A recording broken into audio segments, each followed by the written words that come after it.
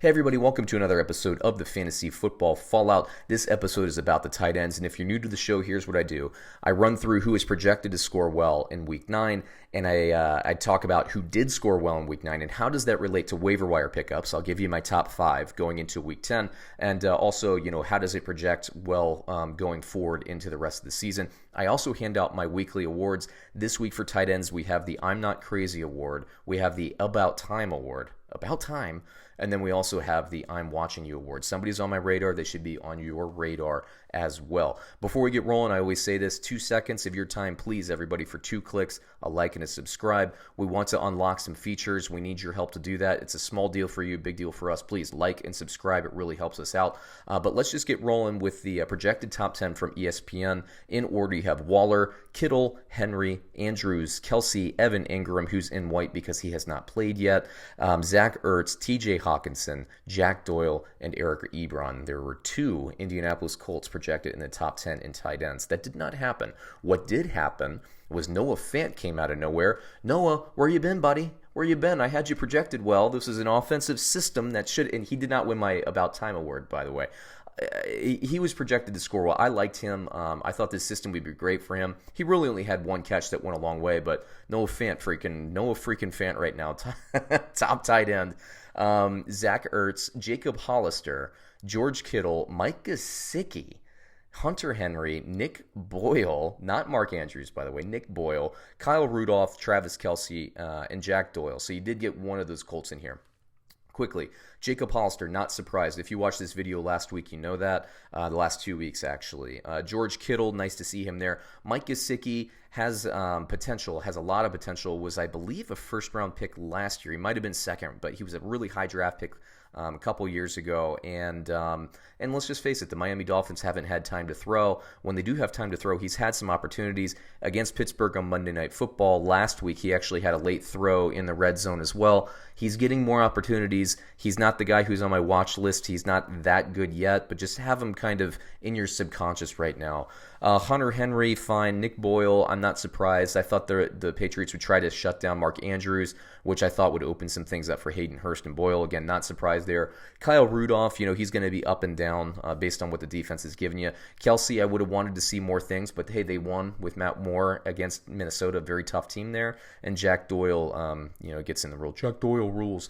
Before we get into the waiver wires, everybody, let me give you my awards. My About Time award, my I'm Not Crazy award. I'm going to start with that. Jacob Hollister. I've been talking about him for 2 weeks, ever since Will Dissly went down, and I saw, I was kind of up on Luke Wilson. I wanted to know because I know that the tight end is so important to Russell Wilson in this offense, especially in the red zone. I thought, Jacob Hollister looks good. Well, he came out and he kind of laid an egg in that first week, and I thought, oh gosh, did I just make an ass out of myself?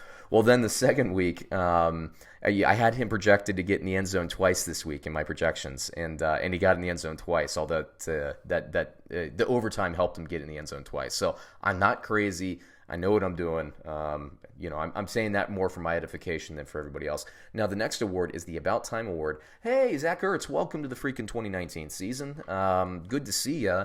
So Dallas Goedert was passing him on the depth chart. I still think Dallas Goedert's outplaying him, but Zach Ertz finally gets in the end zone, finally has one of those huge days that all of the fantasy football owners were drafting him for. So good for Zach Ertz. And lastly, my I'm Watching You award.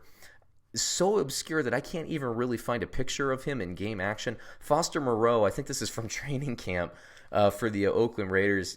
He's looked at quite a bit in the red zone. So if you're playing daily fantasy, you're looking for somebody cheap, or if you're in a touchdown-only league, you need to start looking at this guy, man. He gets a lot of touchdowns, a lot of red zone opportunities, a lot of red zone looks in the tight end position. I know we have a bye week coming up. I mean, he'd be a desperation play. I'd like him more for daily fantasy than for fantasy football, but just keep watching him because he's very, very talented. Darren Waller happens to be a little bit more talented, but this could very easily be like a Philadelphia where you have both Ertz and Goddard. This could be like an Indianapolis Colts where you have both Ebron and Doyle.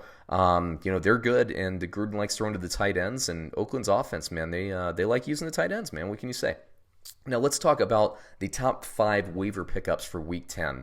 In order, Darren Fells still only owned in 34.6% of the leagues. I believe he's leading the league in touchdowns for tight ends. Why is he only owned in 34%?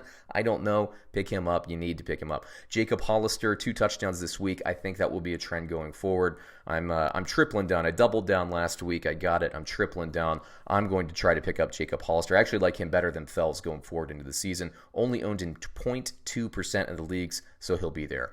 Chris Herndon, still hasn't really played for the Jets yet. Ryan Griffin had another decent game in terms of targets. He had a really nice game last week. I think he led tight ends last week.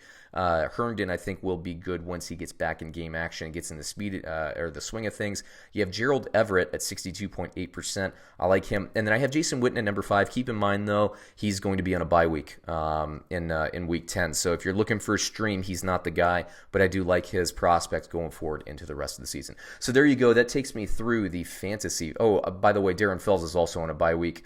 Again, if you're looking for a stream, Fells isn't the guy there. So you're really looking for Hollister if you really need a stream. And I like him anyway a little bit better for the rest of the season. So he's your Huckleberry, as they say, or your Huckabee, I guess, if you're looking for obscure political references, you're Huckabee.